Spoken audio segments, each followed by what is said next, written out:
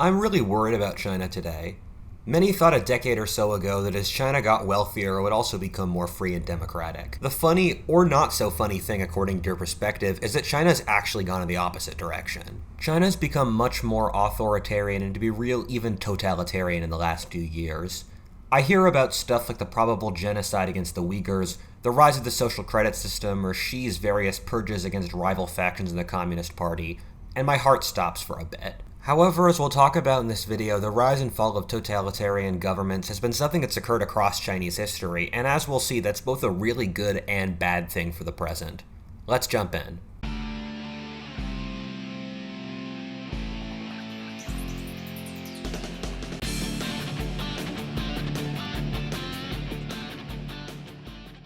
One of the greatest weapons a modern nation has is the tank, an engine of destruction that decided the fate of many battles in World War II. Now you can enjoy the power of the tank in the free-to-play World of Tanks.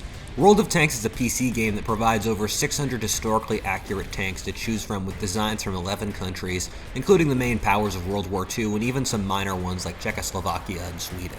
The game also includes some of 40 unique maps for excellent and engaging tactical gameplay. Whether you want to roll across the lands in a Panzer or crush your foes in a T-34, World of Tanks has everything you want in a strategy game and more. The game's updated regularly and rewards players who put in the time to learn the mechanics. For this video, World of Tanks is offering my viewers who use the invite code ONCEUPONATANK in the link below to a week of premium access, the Matilda Black Prince, and a free garage slot with 100% crew and 2 rental tanks for 2 battles each. Use the promo code and enjoy World of Tanks now.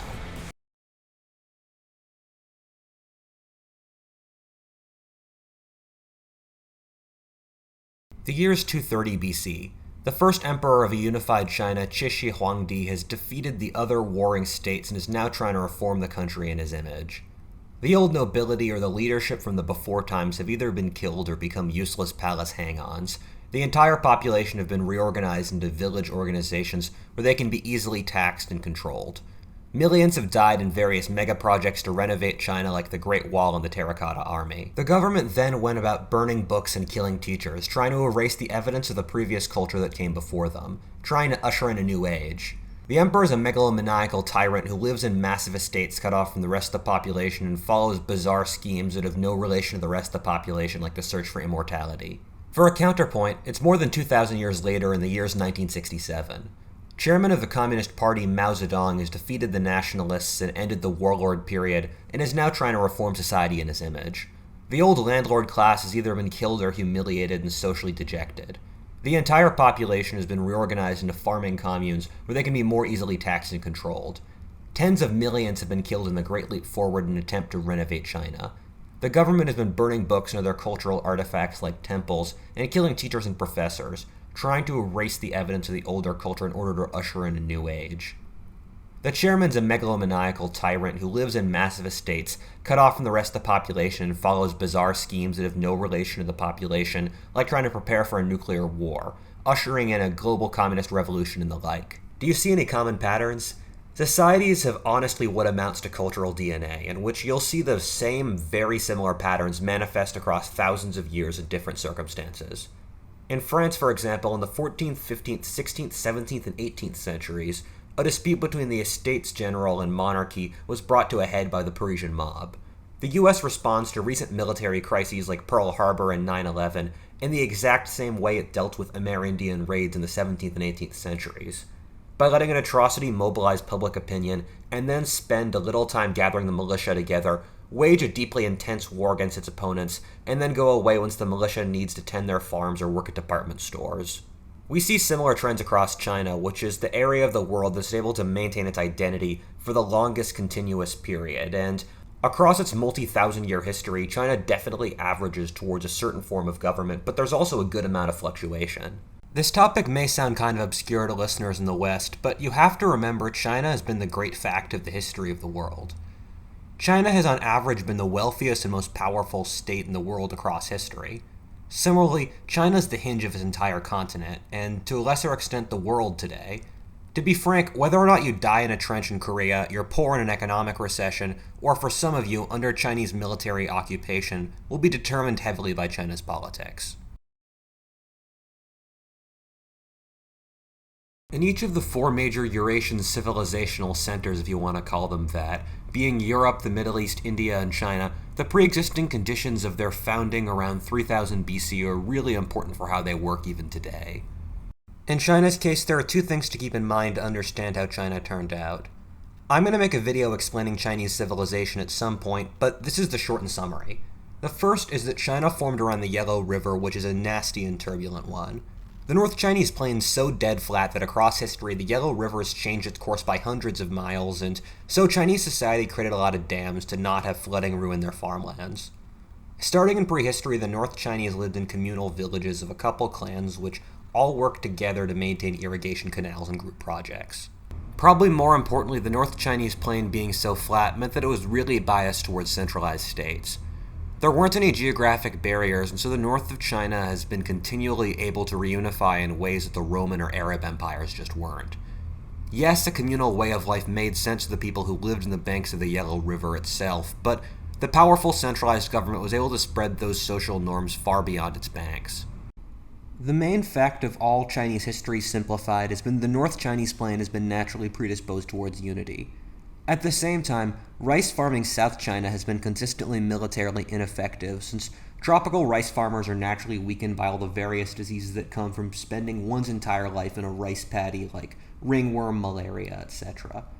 This is a big reason why places like India, southern China, Egypt, and Iraq have been ruled by foreigners for almost all their histories. The main political center has consistently been in the north of China, with the exceptions being when North China was ruled by nomadic tribes that were outnumbered 100 to 1 by the native population, and were thus unable to fully mobilize their societies to conquer the south. A truth of Chinese history for the last 1,000 years has been that the political center of the country has been in the north, at around the latitude of New York City, while the economic center has been in the south, at roughly the latitude of Florida. China has been able to remain the most consistently unified large region in the world since before 1000 AD. The south was really unpopulated, and so the north was able to stamp its culture onto the region and move millions of northerners into the region, thus integrating all of Han China into the same genetic group.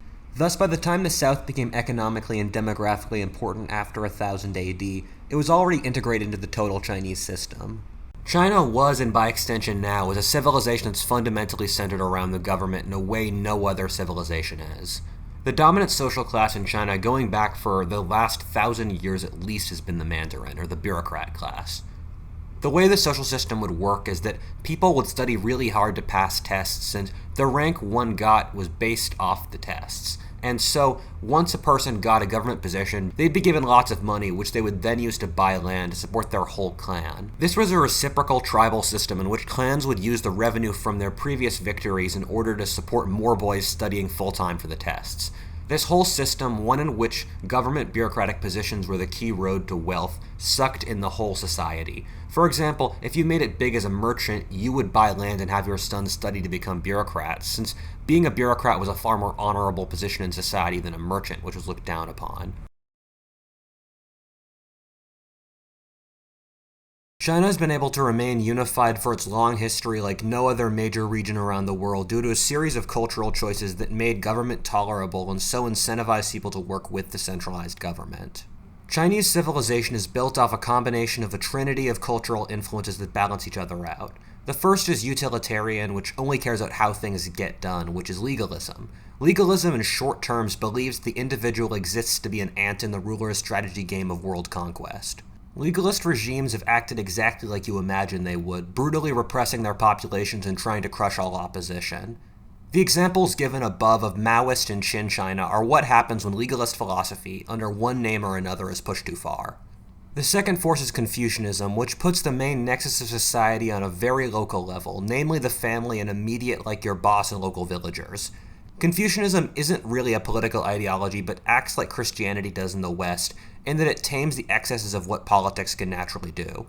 China's a Confucian civilization, and so even if it's not explicitly political, Confucianism permeates politics in the same way it does literally everything else in the society.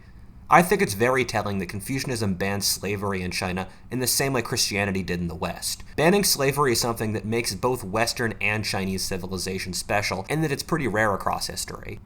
The third and most indirectly political pillar of Chinese civilization is Buddhism and Taoism, which in a lot of ways melded in China.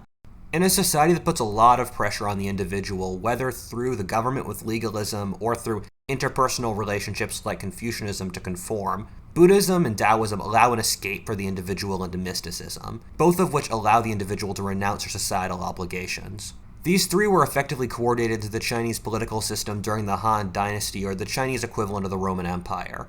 There's an interesting book that refers to how the Chinese government should be called the Confucian legalist state, in that although after the Qin Dynasty, legalism was technically given a bad name and renounced, the legalist system of government management was still given predominance and became the basis of Chinese government. The moral force of Confucianism was able to counterbalance the harsh cynicism of legalism. What's occurred is that different regimes across Chinese history have had different weights on one of the three different members of the cultural trinity. The big thing you need to see about this Chinese Trinity is what it leaves out, which is political freedom. The Chinese, like all of Asia, really have been deeply collectivist for their whole history. Morality to the Chinese is not dishonoring your group identity through your actions, while in the West it's a personally driven sense of guilt.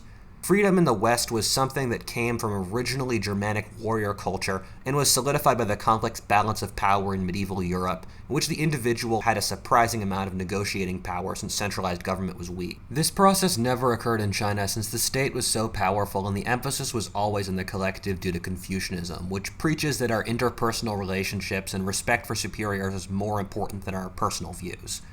Freedom as an individual concept never evolved in China, but as we'll talk about later, defeating tyranny certainly did. In the same process, the market has been an inconsequential force in Chinese political history. The Chinese ruling class has been continually terrified of money and its potential and actually prevented their own potential industrial revolution in the 11th century, while creating regulations that continually hobbled their economy across Chinese history. For example, under the Han Dynasty, China had the same population as the Roman Empire, but China was significantly more rural and less commercial. In the early modern period, until the British forced it open in the Opium Wars, China heavily restricted trade both with the outside world and inside China. A concept that's often difficult for Westerners to understand about China is that rather than money influencing power, power influences money. In the West, a wealthy person funds political campaigns, while in China, a person with political power has lucrative government contracts that makes him rich and can bully the business wealthy to do what he wants. We've seen three different kinds of regimes manifest across Chinese history. These regimes pull on different elements of the Chinese Trinity, with war and China's relationship with the outside world being the dominant factors controlling which of those three Chinas we see. Legalist China has manifested in eras when total war is the norm, or the 3rd century BC and 20th century AD. This has meant that when war becomes super competitive, the largest armies win, and those governments best able to mobilize those win.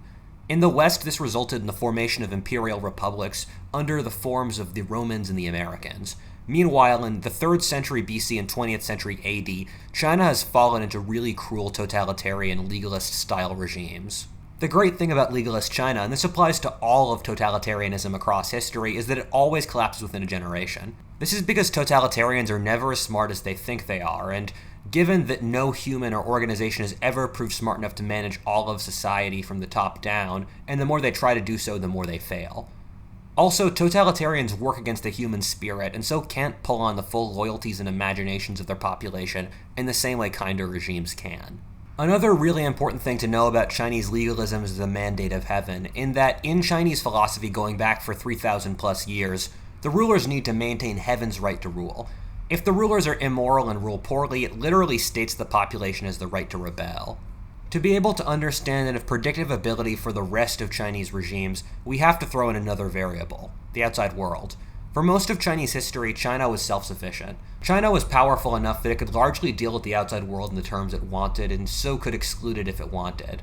The exception to this was when foreigners, whether the Mongols, Huns, British, or Japanese, were knocking down their doors. Besides legalism, China alternates between having Confucian-focused regimes when they feel isolationist and Buddhist-Taoist ones when they feel open to the outside world. China's turned inwards in Confucian when they've felt traumatized. An example of this is during the An Lushan rebellion in the 8th century, when the Turkish generals that were fighting for the Chinese rebelled, killing millions in the bloodiest war up to that point, killing about 13 million people, or roughly the same amount as World War I. This, however, resulted in China going through a massive isolationist phase. Buddhism, a foreign belief structure, was replaced by Neo-Confucianism. The old Turkic nobility was killed and replaced by Confucian bureaucrats, and China stopped having wars of expansion. Another traumatic event that resulted in China turning inwards was the Mongol conquest, in which the Mongols committed one of the bloodiest atrocities in history by killing 40 million people, or equal to the deaths of the entire European theater in World War II, against the Chinese. Afterwards, China turned inwards and dealt with the outside world on very sparing terms. China reformed under very conservative statist and Confucian understandings. Afterwards, the Manchu conquest of China in the 17th century, which killed 25 million, or more than World War I again, furthered this process with China becoming even more conservative, isolationist, and sclerotic.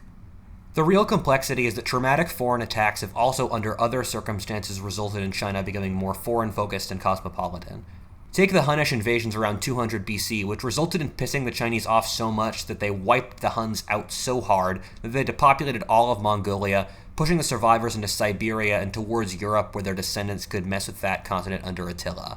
A very similar example comes from recent history in the Century of Humiliation from roughly 1845 to 1945, in which the Chinese faced attacks from the Europeans and Japanese, alongside bloody civil wars, famines, plagues, and more. However, this created the reaction of the China we see today, which is very outgoing, funding projects abroad, deeply enmeshed in the global economy, and with all of Chinese culture becoming more westernized. My guess for why China is insular after some foreign invasions and cosmopolitan after others is that really bloody invasions result in the Chinese turning inwards, since they just become traumatized to seeing foreigners. The Anlu Shan Rebellion, Mongol, and Manchu conquests all killed more people than World War I. However, when you look at the Century of Humiliations and the wars against the Huns, neither killed anywhere as many people as a percentage, with a lot of the biggest casualties like the Taiping Rebellion being self-inflicted by the Chinese. Even the Japanese invasion in World War II, which killed 20 million people, was a far lower percentage of deaths since China's population had risen to 500 million, from 120 million around the time of the Mongols. An important footnote is that when foreigners control China, they've generally wanted it to be cosmopolitan and preferred Buddhism and Taoism to Confucianism. When China was under the Turkish Tang dynasty, for example, it had a massive colonial empire and Buddhism was the state religion. China was open to foreign traders and foreign culture was everywhere. The Mongol Yuan dynasty was exactly the same as well. The exception to this is the Manchu Qing dynasty, but they were also pretty imbibed with the Chinese culture by the time they conquered China, and so were less barbarian than a lot of those other groups.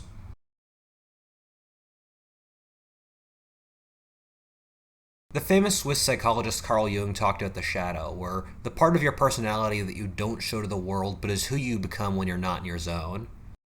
Take the Germans, who had the reputation for being a tolerant, civilized, and educated people, but once they lost World War I went Nazi. Alternatively, the Americans, who preached freedom and equality but then butchered the Native Americans and enslaved the Africans. For the Chinese, their shadow and horrifying side to China's normal history of civility, skill in almost every field, hard work, and isolationism are the horrifying eras of legalism like those under Cixi Huangdi and Mao that I mentioned at the start of the video.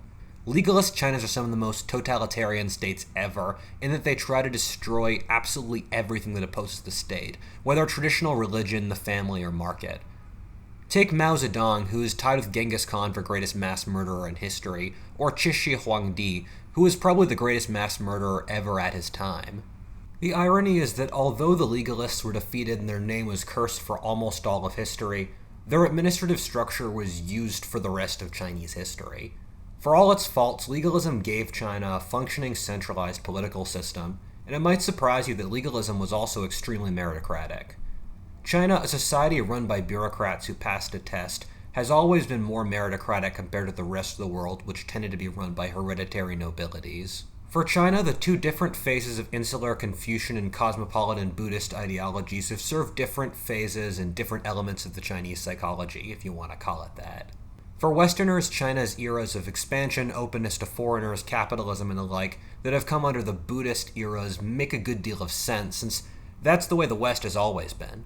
However, the thing to remember about China is that for much of its history, the world's economy has been heavily dependent upon China, but it hasn't been the same in reverse. Europeans had nothing to trade with the Chinese except silver and gold, while whenever China would turn inwards, it would precipitate a crash in the global economy.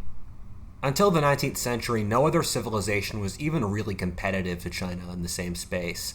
Everyone in the region were spokes around the Chinese wheel. China turned inwards when it wanted to without a lot of repercussions. The thing we fail to understand is that China draws its moral strength from Confucianism in the same way the West does from Christianity. Confucianism has been the force that's held society and the state together, operating even when the ruling and merchant classes have been Buddhist. The main problem with the Buddhist cosmopolitan China is that it can't connect to the heart of Chinese civilization in the way Confucianism can. It's not a propelling force. I can't overstate the positive effects of Confucianism upon Chinese society. Of the main centers of where civilization formed and who had to face the depredations of evil Bronze Age aristocracies, China was the only one that escaped a permanent history afterwards of foreign rule, corruption, manufacturing stagnation, social atomization, and the like. I largely mark this up to Confucianism, where China was able to have centuries of centralized government while remaining strong, since Confucianism created a system of somewhat fair governance that didn't stifle society.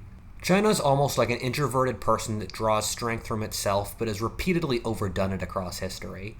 A great flaw of China has been its tendency towards isolationism. Between the 11th century, when Chinese scholars would write poems at defeating the barbarians while underfunding their military, to the 19th century, when the Chinese fought a war against British steamships with swords after ignoring Western technology for centuries.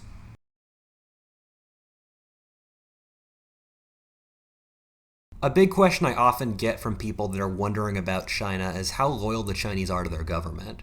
I often hear the Chinese are brainwashed, which isn't true, and that they really hate the Communist Party, which isn't true either.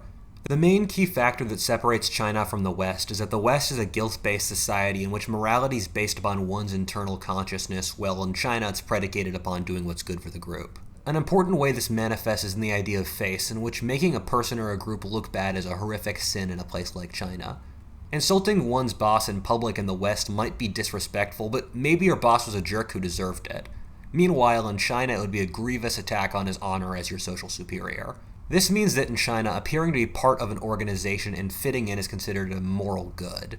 In the West, people try to push to be exceptional and different. Just look at the American frontiersmen who attempted to push into the wilderness and build a homestead away from everyone else and become wealthy. In East Asia, there's a saying that the tallest blade of grass gets cut down first, and the people who don't fit in are disliked for not getting along or being arrogant. This means that the Chinese as a group will support their government extremely strongly, since this is a society in which breaking away from the group's not encouraged. However, the main caveat here is the mandate of heaven mentioned before. If a ruler isn't leading well, and even if things that from our perspective are totally outside of his control don't go well, like massive flooding or an economic crash, the population is justified in disobeying and rebelling. This has happened many times in Chinese history, with China being one of the very few societies in the world where peasant rebellions have worked and peasants have installed themselves as emperors. The thing with the mandate of heaven is that it gives the Chinese an out from loyalty if things go wrong. People ask me if the Chinese would be loyal to their government in a war, and my reply is that they'd be ferociously loyal as a group until the Communist Party somehow proves itself to not be deserving of said loyalty, whether through losing enough battles, not managing the wartime economy fairly, starvation, or the like. The Chinese would be extremely loyal to a point and then become extremely disloyal, switching in an instant to mass rebellion.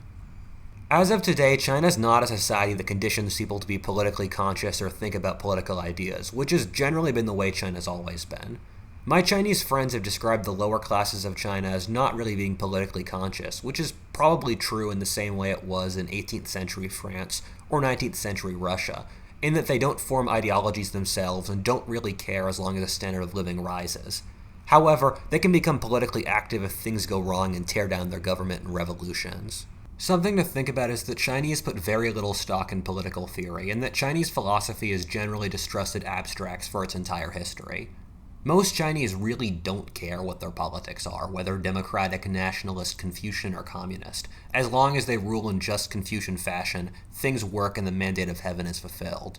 The Chinese business classes tend to be pro-American and they like American capitalism, property rights, and are supportive of democracy. Remember, money itself comes with no power in China, while power comes with money. The Communist Party as a group, which you've got to remember has more members than there are people in Germany, wants to maintain its own power. This is where things get complicated, since the Chinese Party has lots of different interests and holds power, and that the best chances for a collapse in the Communist Party comes from itself, in the competition between the different factions inside the party. The Communist Party doesn't all want the same things for China and split by lots of different interest groups. It's sort of similar to how in a medieval empire, the greatest threat to the empire often came from inside the emperor's court itself. The short answer to if the Chinese of today are loyal to their authoritarian government is yes. The Chinese are extremely proud of how the Communist Party has been able to make China a great and wealthy nation and love it for that. However, beneath that is the less public shadow part of their personality, in that most know that the Communist Party is corrupt and autocratic, with stories in their minds of some princeling that got away with something horrifying, or some super corrupt government or bureaucratic process in their region. An interesting side point is that a major miscalculation the Axis powers, and especially Japan, made in World War II was that they didn't realize America worked in the exact opposite way of China in this regard. Foreigners often take Americans loudly talking about their doubts about America as disloyalty and weakness, but in reality it's just a different way of consciousness in the Chinese. Americans wear their disloyalty on the outside, but as events like Pearl Harbor, Fort Sumter, and 9/11 and more have shown, once Americans get put under pressure, they become extremely aggressive and patriotic. This all opens up to the question of where China is now and where it wants to go. Over the last century, China has gone through quite the evolution. In the late 19th century, China was a failing Confucian insular state in a state of collapse. China then collapsed into a warlord phase that normally occurs between different dynastic periods in the early 20th century, before it was unified by the legalist Communist Party under Mao. The really peculiar thing, and which I think is representative of the role of individual leadership in history, is that Deng Xiaoping, after the death of Mao, took the Communist Party in a totally different direction of going towards cosmopolitan rule. However, it looks like China's going to have a lot of economic and social problems over the next couple decades for reasons I explained in these two videos. China's going down through what appears to be a legalist route in order to shore up the Communist Party's power. It makes sense that as international tensions get worse, the Chinese, in order to compete with the Americans, will try to move to the model they've had during total wars. As we've seen before, legalist states don't last long. You also really need to keep in mind China's demographics, which basically screw over the country over the next few decades. China has 1/4 of what its birth rate should be to be stable, and as its oversized middle-aged population doesn't get the things you really need in that age group like kids, a stable home, and retirement savings, without a generation after, things will get really ugly over the middle of the 21st century as China enters another warlord period. What China turns into after this warlord period, when China inevitably reforms, depends heavily on how the rest of the world treats it during the warlord period. As said before, a more brutal war and occupation would probably result in an insular Confucian China, while a less bloody intrusion might result in a more Buddhist cosmopolitan one. The question we need to consider in the West is which China we want. From the perspective of countries that don't want a strong China, like America, India, or Japan, an insular Confucian China might be more appealing, and from a lot of business and globalist standpoints, a wealthy, mercantile, and cosmopolitan China might have a lot to offer the world. Something to consider is that because the modern world is so much more interconnected than before, even an isolationist China might have lots of pull inside East Asia and be more of a threat, since it might be aggressive in that it feels like it can't be isolationist without first gaining control of its local region. And similarly, a cosmopolitan China might be drawn into wars to protect its business, imperial, and ethnic interests in the region. The truth is, now that China's industrialized, it can't go back. It's going to eventually become extremely powerful just because of that. It's simply a question of how long and in what form. Another question I often get posed is if a democratic China is possible. I would generally say yes, in that nations with similar cultures like South Korea, Taiwan, and Japan have been democratic. I don't think China's scale has much to do with the matter. Look at how English-style democracy was transferable to countries with much larger populations or geographic size like the United States or Australia. The thing I ask is whether a democratic China is likely, which I'm not sure about. China has no history of democracy whatsoever in its entire history. I sort of conceive it as similar to Germany in 1900, which had all the potential to become a democracy, but also at different points was a monarchy, fascist, and communist state. Democracy went against the grain of German history, and Germany only became a democracy since it was violently forced upon it in war. I think democracy goes against the grain of Chinese history, but still possible. If China's a democracy, I don't think it would be safe to assume it would be a liberal one, and then it wouldn't elevate similar values to the ones seen in the United States or the West. Liberalism is heavily dependent upon Christianity, where once Western societies have become less Christian, they've become more socialist, and democratic countries like Japan or India aren't very liberal, but have either been socialist or right-wing ethno-nationalist. We shouldn't expect a democratic China to care much about human rights, laissez-faire capitalism, or globalism. What if altist, and thanks for watching. If you enjoyed that video, please like, comment, subscribe, or stay tuned for additional content. Alternatively, check out World of Tanks and use the promo code ONCEUPONATANK today to get all sorts of free premium content. On my side, check out my Instagram, Twitter, or my Patreon, where I've got a couple hundred pages written of both my history of the world and cultural history of America. As always, it's been a pleasure, and thanks so much for watching. Have a great day.